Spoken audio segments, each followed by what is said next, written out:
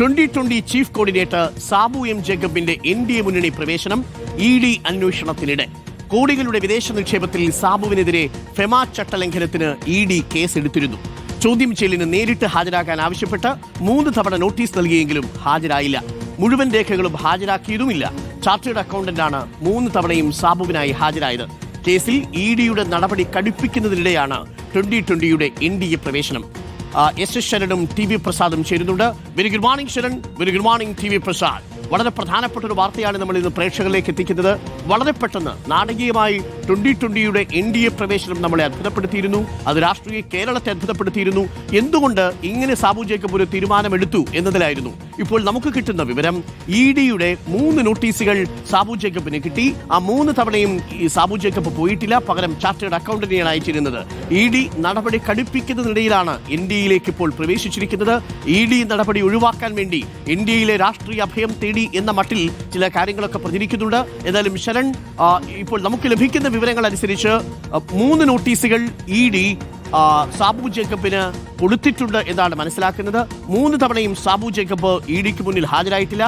FEMA ചട്ടലംഘനം സാബു ജേക്കബിന് മുന്നിൽ ഒരു വലിയ ഭീഷണിയായി നിൽക്കുന്ന പശ്ചാത്തലത്തിലാണോ ഈ 2020യുടെ NDA പ്രവേശം? Good morning Sharan. Good morning TV Prasad.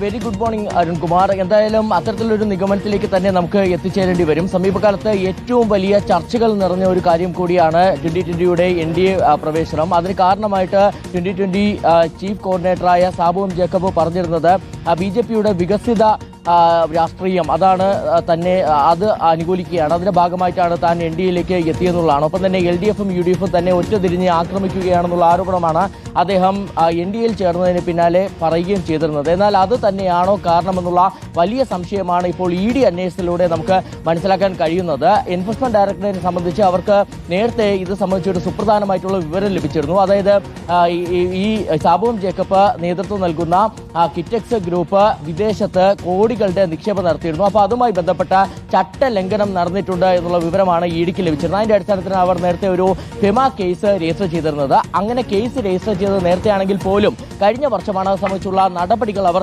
ഊർജിതമാക്കിയിരുന്നത്. അതിന്റെ ഭാഗമായിട്ടാണ് 3 തവണ സാബു എം ജേക്കബിനെ നോട്ടീസ് അയക്കുകയും ചെയ്തിരുന്നത്. ആദ്യ തവണ നോട്ടീസ് അയച്ചപ്പോൾ അദ്ദേഹം തന്റെ പ്രതിനിധിയായിട്ട് ചുമതലപ്പെടുത്തിയിരുന്നത് ചാർട്ടേഡ് അക്കൗണ്ടന്റിനെയാണ്. അദ്ദേഹത്തോട് ED ഓഫീസിൽ പോയി കാര്യങ്ങൾ വിശദീകരിക്കാൻ പറയുന്നു. അങ്ങനെ ചാർട്ടേഡ് അക്കൗണ്ടന്റ് കൊച്ചി ഓഫീസ് EDയുടെ കൊച്ചി ഓഫീസിൽ ഉദ്യോഗസ്ഥർക്ക് മുന്നിൽ ഹാജരാവുകയും ചെയ്തിരുന്നു. അതിന് പിന്നാലെ സാബു എം ജേക്കബ് തന്നെ നേരിട്ട് ഹാജരാകണമെന്ന നിലപാടാണ് ED സ്വീകരിച്ചത്. പക്ഷേ 2 തവണ കൂടി നോട്ടീസ് നൽകിയിട്ടും സാബു എം ജേക്കബ് നേരിട്ട് ഹാജരാകാൻ തയ്യാറായിരുന്നില്ല. ഇതോടുകൂടി നിലപാട് കടുപ്പിക്കുകയാണ് ED ചെയ്തിരുന്നത്. സാബു എം ജേക്കബ് നേരിട്ട് ഹാജരായി മുഴുവൻ രേഖകളും സമർപ്പിക്കണം അല്ലെങ്കിൽ നൽകണമെന്നൊരു ആവശ്യം കൂടിയാണ് ED മുന്നോട്ട് വയ്ക്കുകയും ചെയ്തിരുന്നത്. പക്ഷേ സാബു എം ജേക്കബ് നേരിട്ട് ഹാജരാവുകയോ ആവശ്യപ്പെട്ട മുഴുവൻ രേഖകൾ ഹാജരാക്കുകയോ ചെയ്തിരുന്നില്ല. അതോടുകൂടി എൻഫോഴ്സ്മെന്റ് ഡയറക്ടറേറ്റ് അടുത്ത നടപടി എന്താണ്, കടുത്ത നടപടിയിലേക്ക് തന്നെ പോകുന്നതിനെ കുറിച്ച് ആലോചിക്കുന്നതിനിടയിലാണ് ഈ 2020 ചീഫ് കോർഡിനേറ്ററായ സാബു എം ജേക്കബ് NDAയിലേക്ക് എത്തിയെന്നുള്ളതാണ് ഏറ്റവും പ്രധാനപ്പെട്ടതായി മാറുന്നത്. ഏതായാലും ഇപ്പോൾ NDAയിലേക്ക് എത്തിയ സാഹചര്യത്തിൽ